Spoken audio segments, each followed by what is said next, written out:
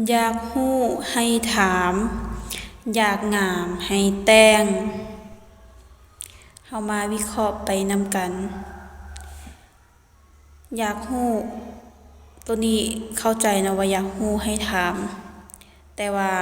ในการถามเฮาก็ต้องเลือกถามแต่สิ่งที่ว่าอืม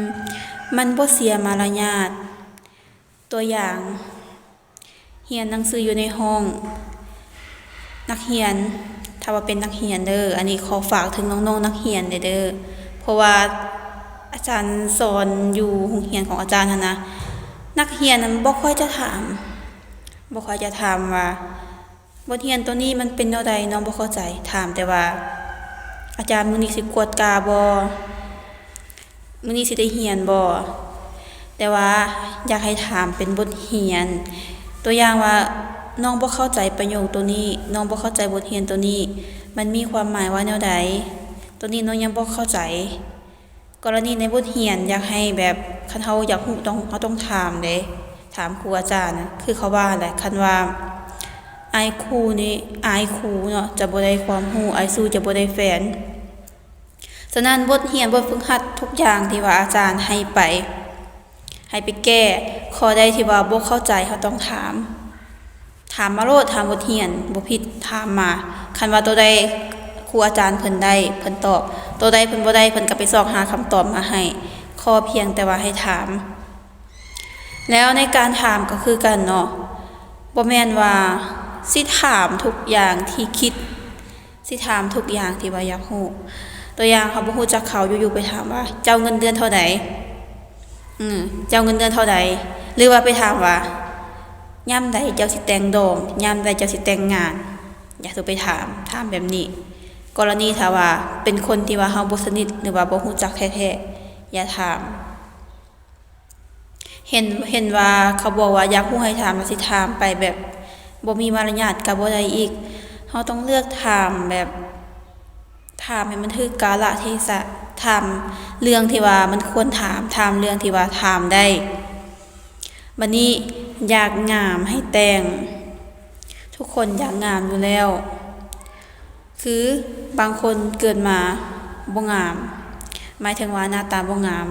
แต่ว่าเฮาก็สามารถเติมแต้มให้มันงามได้แต่ว่าบ่ให้มันเกินไปตัวอย่างว่าแต้มคิ้ว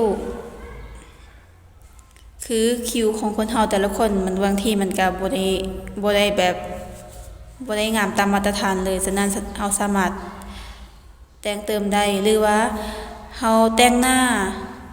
ซื้อกันแดดซื้อหยังมาทาเพื่อบ่ให้หน้ามันไหม้อันนี้ก็ได้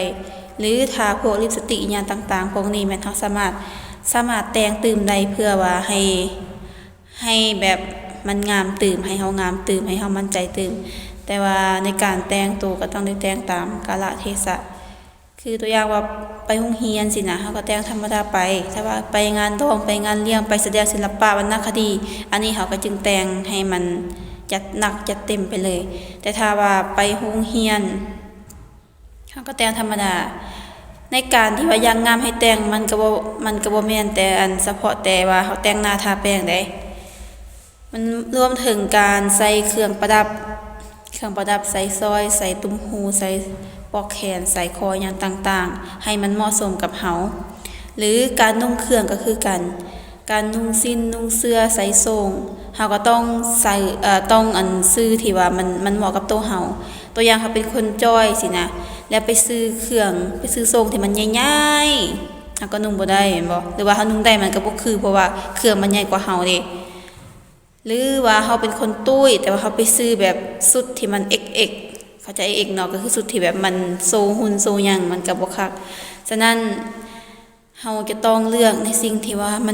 นเหมาะกับตัวเฮาและเฮาใส่มันงามแล้วบทเรียนคือกันถ้าว่าตัวใดเฮาอยากรู้โดยเฉพาะแม่นบทเรียนในสิ่งที่ว่ามันก้าวหน้าแล้วเฮาก็ต้องถามกรณีที่เฮาจะถามไผเฮาต้องถามในเรื่องที่เฮาคิดว่าเขารู้คือตัวอย่างอาจารย์เป็นอาจารย์สอนเวลาที่พวกน้องถามต้องถามเกี่ยวกับหยังถามเกี่ยวกับบทเรียนอาจารย์สอนสายหยังสายวิชาภาษาวรรณคดีพวกน้องก็ต้องถามสายวิชาภาษาวรรณคดี